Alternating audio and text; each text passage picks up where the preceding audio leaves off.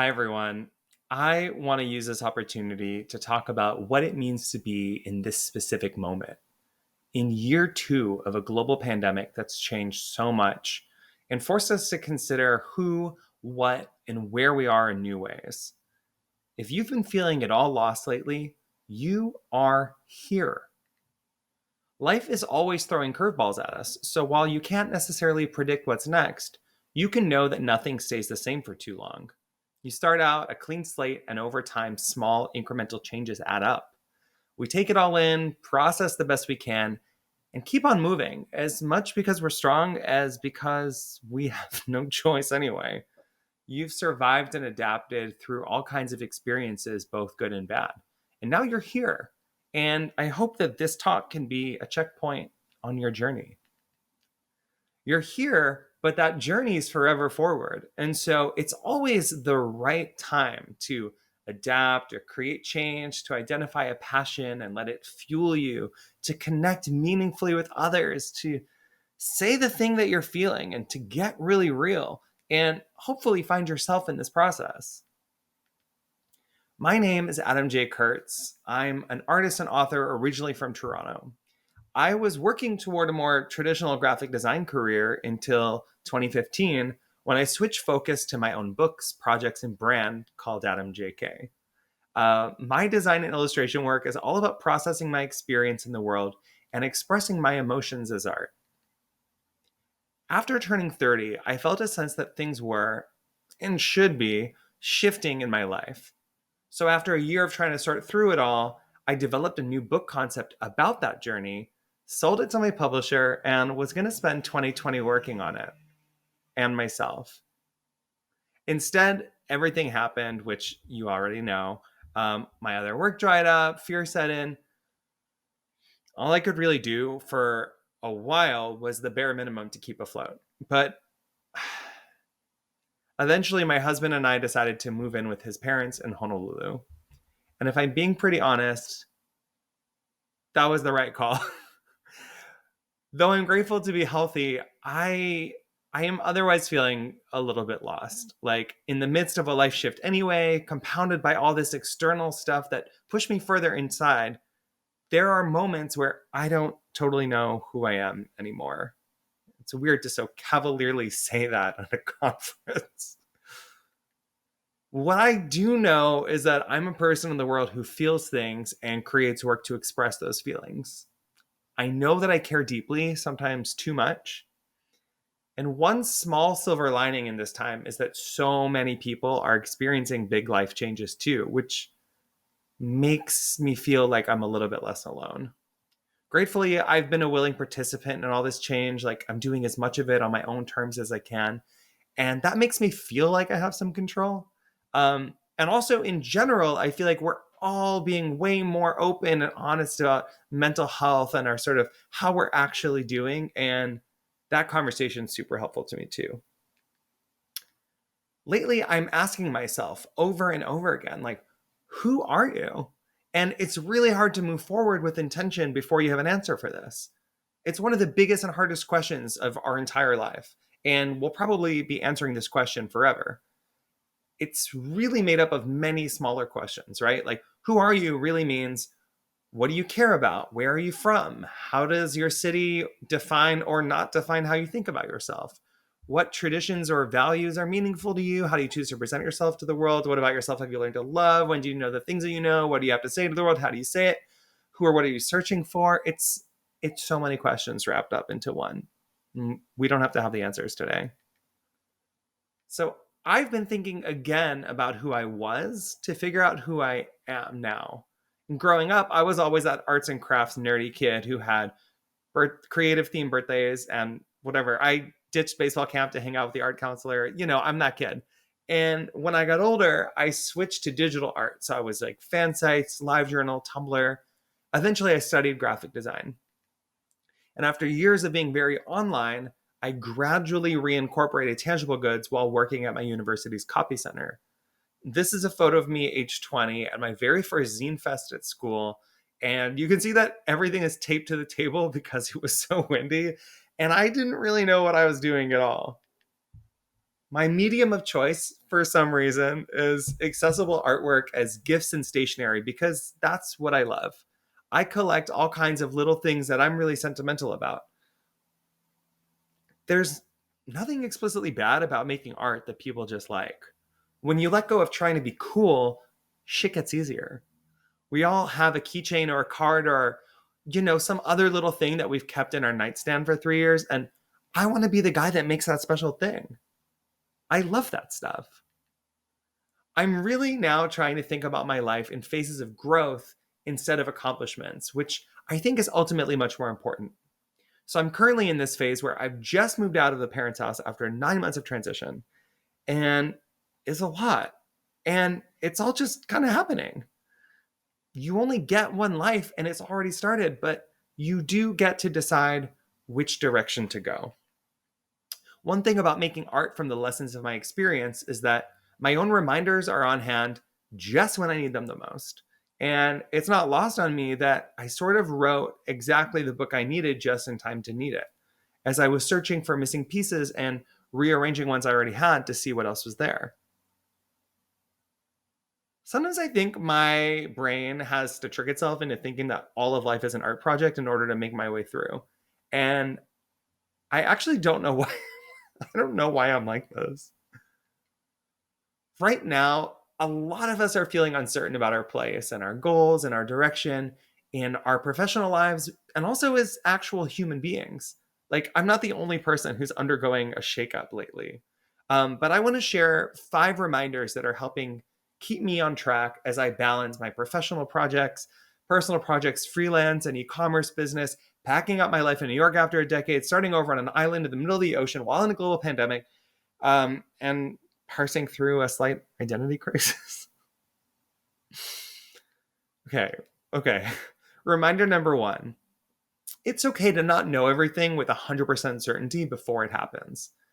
This moment now is part of a larger story you can't see yet. So you're allowed to follow along and see where it all leads. You don't need to have a 5-year plan, but you can prepare for whatever comes next by learning new things and paying attention to opportunity. It's okay to not know because there's a path and you're on it. The process exists whether you trust it or not. When you look back, you'll be able to trace the journey. And this is helpful to remember when you're feeling kind of lost. You've technically been lost before. It's okay to not know because the path isn't linear. It's not always point A to point B. And it's actually very hard to see more than a few steps ahead. And it might end up being like a big loopy nonsense for a while. I originally wrote this after getting fired from my last job, which was completely terrifying and hurt my feelings. But it was a major catalyst in giving myself the chance that I deserved. It's okay to not know because you'll just figure it out later. All the stuff you're learning now without realizing it adds up to a wealth of knowledge you can call back on. So when I was coding newsletters for cosmetic surgeons, or building presentation decks, or creating short form social content for a media company, none of that felt like much more than a way to pay my bills. Today, I'm using all of those skills to support my own creative, passions and business. It's okay to not know because you've heard this before. It's all about the journey and not the destination. So let that happen. The arc of time brings change of all kinds, and a lot of it is really good and beautiful. So enjoy being here now while you can. Reflect on the growth you've made, and then think about what you want next because time's going to keep moving. It's okay to not know because you can't know anyway. And if you're like me, being okay with not knowing is extremely fucking hard because I want to know everything all the time. I want to know the answer to the question so I never have to ask the question. I want to know the secret that everyone who's better than me obviously has figured out, right? It would be so much easier if there was a magic secret. But if there is, I don't know it. I don't have answers for you, but I will help you ask the same questions I've been asking myself and share things that seem to work for me because that's all I can do. Reminder number 2, You are always growing, and who you are today is not who you will always be. But it's not a contest. You're not in competition with everybody else. You're a complex person who's always in flux, shrinking and expanding to meet the needs of who and what you are at any given point in time. Giving yourself permission to be flexible instead of perfect will probably help your work connect more authentically with others. It will also make you so much happier. As soon as we realize that it's not our job to be perfect, everything gets easier and more honest and more true. You're not in competition with everyone else because for all but one of us, it's literally impossible to be the number one very best. But you have to keep trying to be your best. Do what you can now and know that you'll continue to grow. You get better. You gain access to more resources. New opportunities arise. In your creative work, you can look back at ideas or concepts to revisit. And personally, I'm always returning to my favorite themes to explore them in new ways. I entered and lost design competitions. I looked at people's work and wished my own was cooler or better. But over time, all my little projects became a cohesive body of work.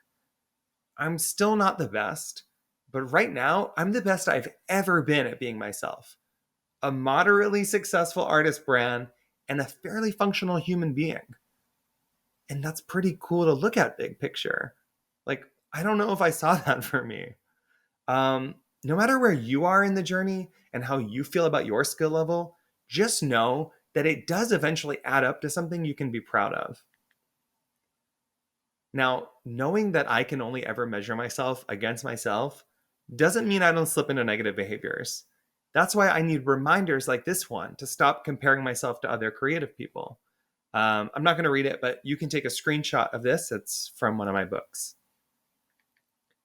Reminder number 3, create change for yourself.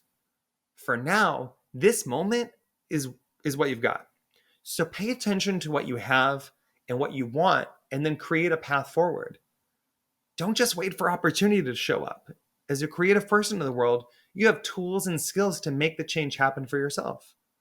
My own driving force is the idea of things are what you make of them, which is me using whatever I have access to right now to solve a problem, to find a silver lining, or to communicate with others. Use your skills to make work that pushes you in the direction you want to go. You can break a big challenge down into manageable steps and then take them one at a time. Life is big, and so focusing on where you are in this moment helps make things so much more possible. It's slow and steady growth over time.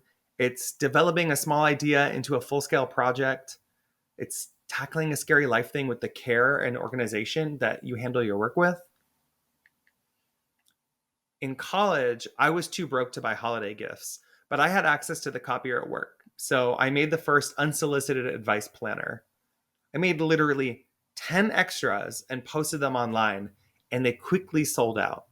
It was a complete shock as I kept printing more at work, biking them to the post office, and realizing that I might actually be onto something. That year, I sold 200 copies, and I used the profit to keep growing my shop and my baby brand. I create change for myself, evolving my work as I gain access to more tools and resources. I've just released the 11th edition of this planner, and it's come so far since the first version, but is still really true to the original idea. It's functional and beautiful, but it's not too fancy to write in.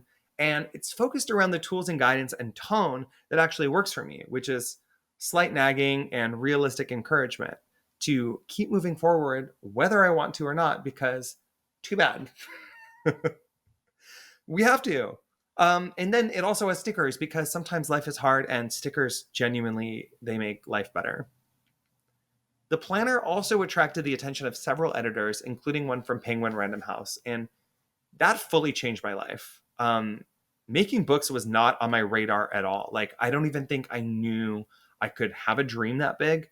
Now it's a big part of my life and how I connect with people.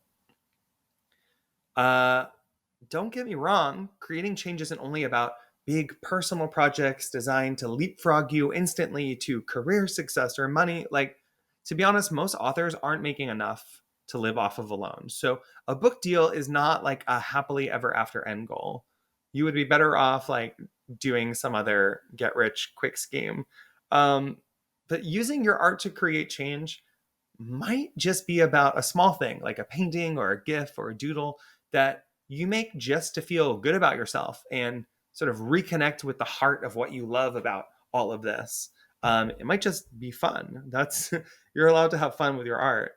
I started making these little paper collages a few months ago, and I don't 1,000,000% know what I'm doing, but I am having fun with it. Another example of creating change is my OK Tarot deck, because this project has been such a journey that blends art and publishing and commerce. And it sort of like keeps going. Like I keep learning new stuff on this one.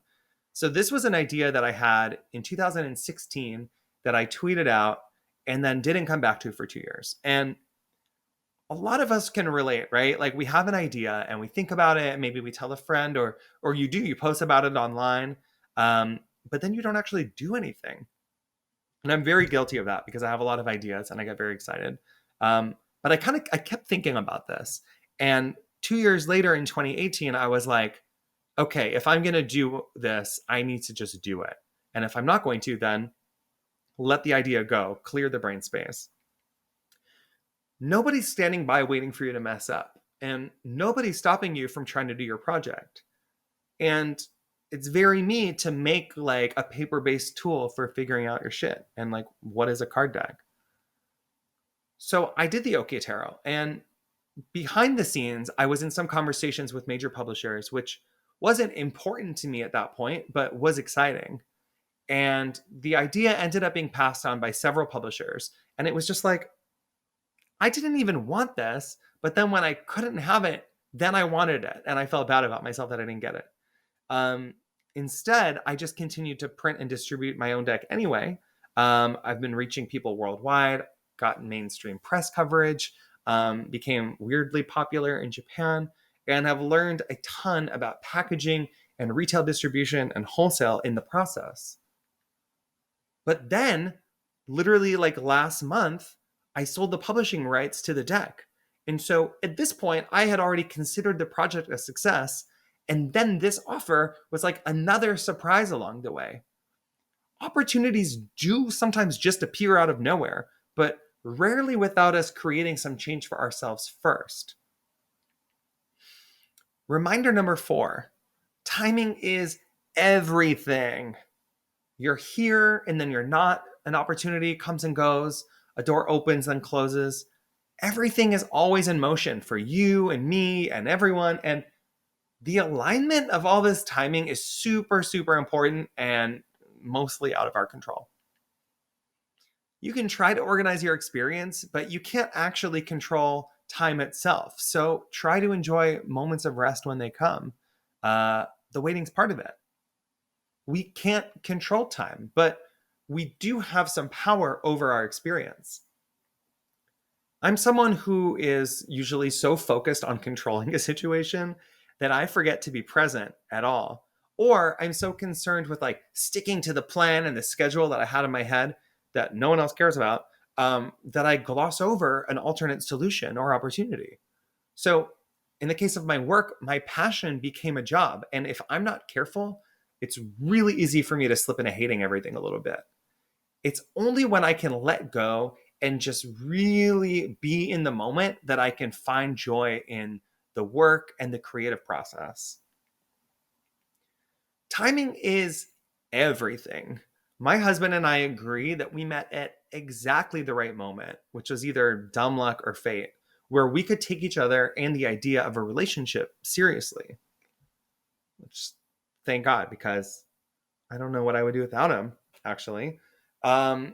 Professionally, it's not really different, right? Like you meet the right mentor or muse or collaborator at exactly the right time, and it stirs up some exciting creative energy or a conversation that triggers something new. Sometimes the junior art director that loved your work in 2018 is the creative director now. That happens. It might be you. Timing's everything. And so the idea that anybody just sort of blows up and succeeds wildly overnight is a beautiful fantasy.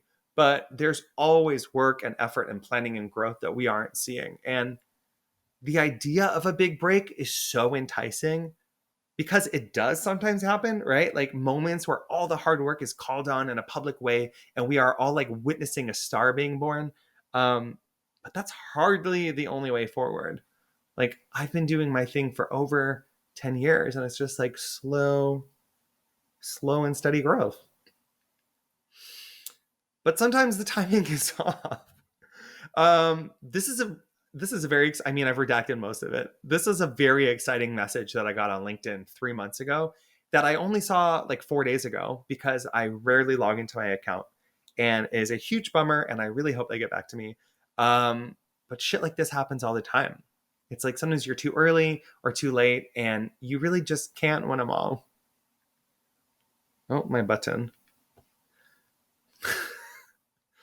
I'm doing Zoom from home and I still have my conference clicker because I'm insane.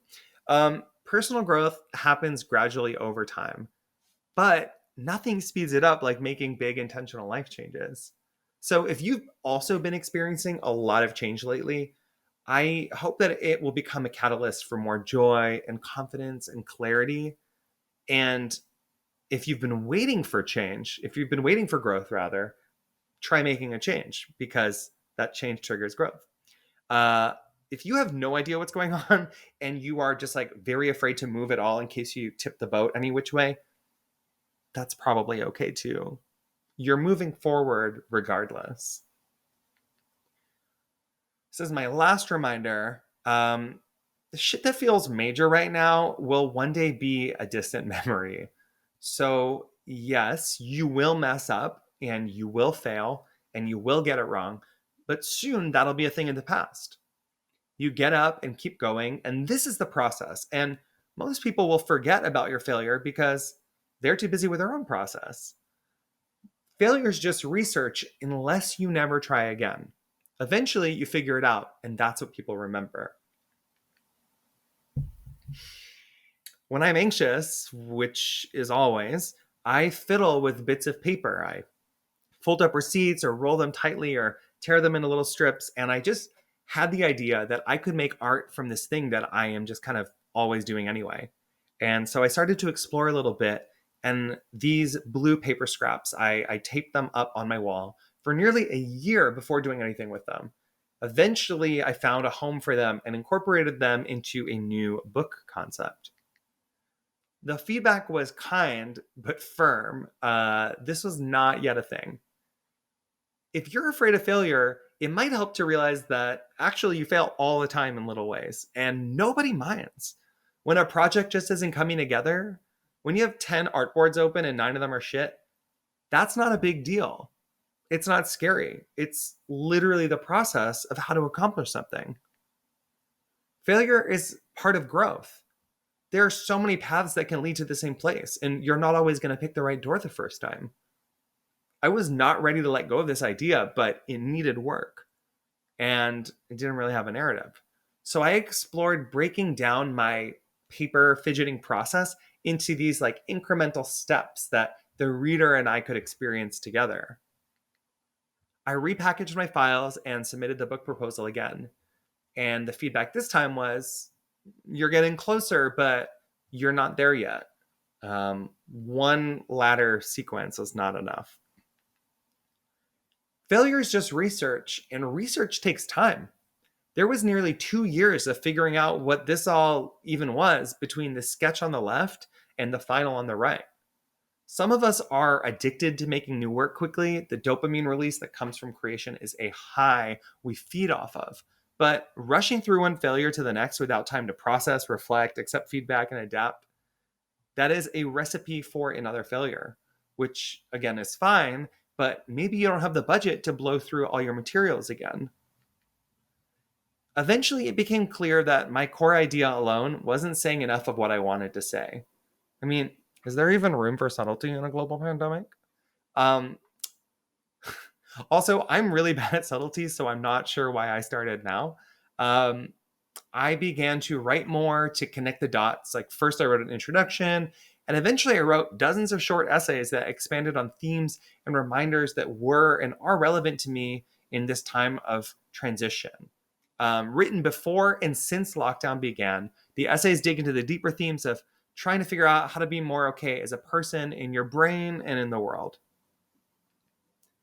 It's not easy to take what's inside your mind and put it into words or on a paper, right? That's like what art is all about, and art is hard. So, yeah, you're going to get it wrong. The impulse is to hide from our failures. I'm someone who would always crumple up the paper and throw it away. But inspecting those failures is incredibly necessary. Keep track as you go and take time for big picture reflection to see which directions are and are not really working on your path to the final. The art here on the top left is from 2018, and soon was the title until the end of 2020. That "You Are Here for Now" artwork really stood out among my sketches and files until eventually it had to take over and become the title of this. I couldn't let go of it. It just needed to be the thing, and so it was. Failure is just research, but if you and your ideas don't improve literally at all, the tools get better. Like, I'm not a photographer, and I admire photographers, and I thought I was going to hire one to help me do the final art for my book. But then everything happened, and I moved in with my in-laws. And so it turns out that if I just tried my best and like used the I'm not a good photographer, but with enough Photoshop, I can do anything. And it turns out that I could photograph all the art for my book on my sister-in-law's bed. Thank you, Marissa. Success might just be doing your thing your way and having that be enough to feel content, right? Success is not have or have not. Success is not have or have not. Part of succeeding is learning to create a structure that works for you, to set a brief for yourself, to have guidelines and parameters so you know how you're actually doing on your own path to eventually getting everything right. For most of us in the creative field, there's not a linear career path, and many of us have been told by people we care about that we should really think about doing something more practical or predictable or necessary. Within our industry, people might not understand our specific ideas or goals. We might not even fully understand our ideas. Hello, me. And need to get it wrong until we get it right. But eventually, with work and time, you find your way. Here are my 5 reminders again. It's okay to not know. You're not in competition with everybody else. Create change for yourself. Timing is everything. And failure is just research unless you never try again. These reminders have been helping me during this time where I've sort of just like forgotten everything that I know about being a person. And I hope they can help you too. Everything will be so good so soon. Just hang in there and don't worry about it too much. It's not ignorance or blind optimism to say that things change. Time actually heals many wounds. You are here for now, but you are going other places. You are here for now, but feelings and situations and people change, even you. If you have an idea in your head and have been waiting for the right moment, make this your right moment. Fail, learn, and try again. If you have the capacity to create change, do it. If now isn't great, hang in there. There is so much more to come. Thank you.